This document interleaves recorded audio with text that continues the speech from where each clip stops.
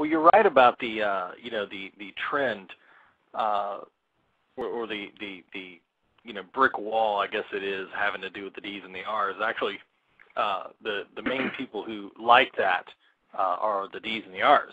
Yeah, no doubt. We had a candidate down in Georgia where the opposing both party committees ran ads saying, "Don't vote independent, don't put your country at risk." I mean, that's how brutal they are. Now, we're going to take a quick break, kind of an unscheduled break. We're going to take a quick break, and we'll be right back. I think we have a caller who's going to ask a question of Floyd. So the call-in number is 347-989-8249. We'll be right back after these messages with Floyd Bayne.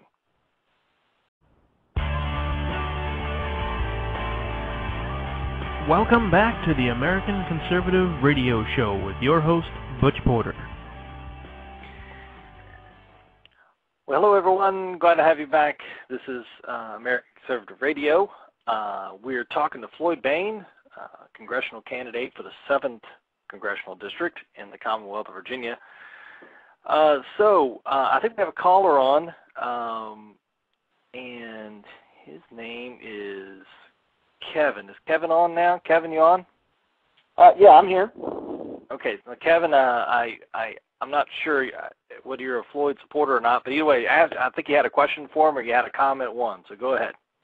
Yeah, I am. Yeah, I'm a Floyd supporter, and he's gotten my vote. I was just calling to ask for Floyd. It's talking about limited government, and it seems where both your opponents, Mr. Cantor and then the Democrat up in out of Louisa, as well as both parties, they seem to agree that the federal government is supposed to have a large role in our educational system with their support and trying to restructure the failed program No Child Left Behind. I was just calling to see what your stance is on government involvement in education, both at the federal and at the local levels. Good question. Right off the bat, my first answer to you is I would abolish the Department of Education at the federal level. It's a waste of time and money. It's done nothing to improve education in this country. And, are you ready for this? It's not constitutional. There's nothing in the Constitution of the United States of America that gives the federal government purview over the public education system. It needs to be returned to the local and state levels where the people have more control and can determine the curriculum for their own kids. That's very well put. Now, you know that constitutionality really doesn't, register well with our current Congress. Do you think it's possible that if you and maybe 3 or 4 more independent, maybe 8 or 10 independent conservative constitutional types end up in Congress, that you can persuade another 30 or 40 to actually care about the Constitution again, or do you think that's well, Butch, I think that's what it's going to take. It's going to take more than a couple of us, and I know that. I mean, despite my passion for the subject, there's only so much one person can do on their own. However, if I'm there and I have the bully pulpit that position would provide me, I would certainly use it to my advantage to try and sway as many people as I could. And I think, frankly, the more independents and libertarians that we have up there, the more pressure we put on the two major parties to stop acquiescing to the party hierarchy and start doing the right thing. Right. I'm just not convinced at this point, and it's going to take some mighty tall convincing to get me to believe that either of the major two parties really care about the Constitution anymore. Well, they don't. I mean, I have no evidence that they do. And if I did, I mean, you've read the platform of the GOP. It's not too terribly bad. But if you really look at it, you can very easily come to the conclusion that they're more than willing to do things at the federal level that they shouldn't be doing. One of the reasons I got involved with the ACP was that I looked at the platform, the Virginia Republican platform, and concluded that they didn't care about federalism either. Frankly.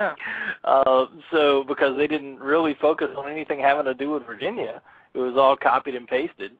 Well, other than education, where else would you send some folks home? HUD, that'd be...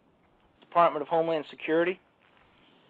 Ooh, I can feel the knees jerking around the nation. Yeah. Well, that's that is a constitutional, that is something that they should do, but the whole department should go away. That doesn't mean you send everybody home. The reason we have a Department of Homeland Security, and this requires going back a few years and remembering our history.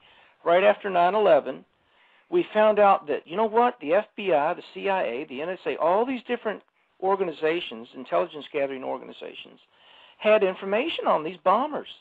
We knew about these guys. We knew they were here, what they were doing, and had a pretty good idea why they might be doing it. But none of this information came out until after the bombings, the planes flew into the buildings. Well, why was that information not put together? Why wasn't it shared by these various organizations?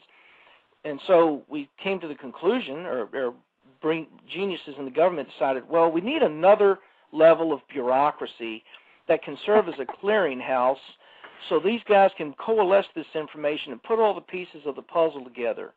Well, how's that working out for us? We've had the guy down at Fort Hood who shot up the Army base. We come to find out later that he was already on everybody's radar screen as being some kind of a nut, but nobody did anything about it. Then we have the underwear bomber who, thank goodness, wasn't able to succeed because his underwear bomb fizzled. But nobody coalesced, nobody put this information together, nobody shared information. So the whole purpose of the Department of Homeland Security has been proven to be a waste of time. What we need to do is have people in Congress step up and say to the FBI, the NSA, the CIA, good, look, you're not doing your job. If people around here don't start doing their job, fulfilling their responsibility to protect this country, then heads are going to roll. You're going to get fired or you're going to be prosecuted.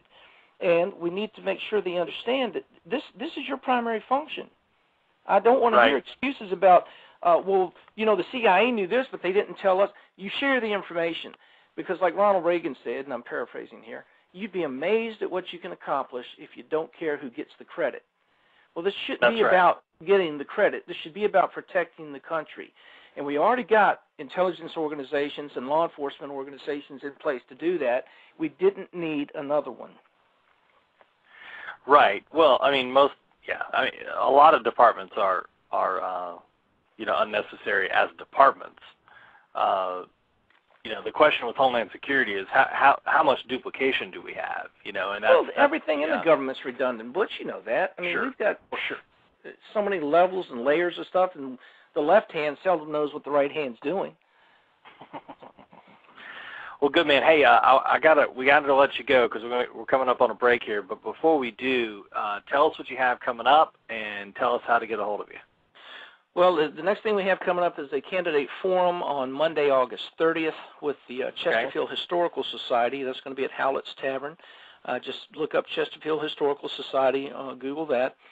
Right. And if, let me think, September 23rd, I have a 1-hour call-in show with Doc Thompson here in Richmond on his afternoon radio show. Good. And if you want to keep up with us and what we're doing and try to help us out, if you're willing to offer to volunteer, just come to floydbayne.com, and Bayne is spelled B-A-Y-N-E, and we'll be happy to get back in touch with you and see what we can do to get back with you and what you can do to help us. All right, man. Well, thanks for coming on. I really appreciate it. And behave yourself, but not too much. All right, Butch. Thanks a lot, pal. All right. Hey, thanks a bunch. And that was Floyd Bayne, running for the 7th District for Congress, for U.S. Congress in the 7th District here in Virginia. And we'll be right back here on American Conservative Radio, part of the CB Media Network.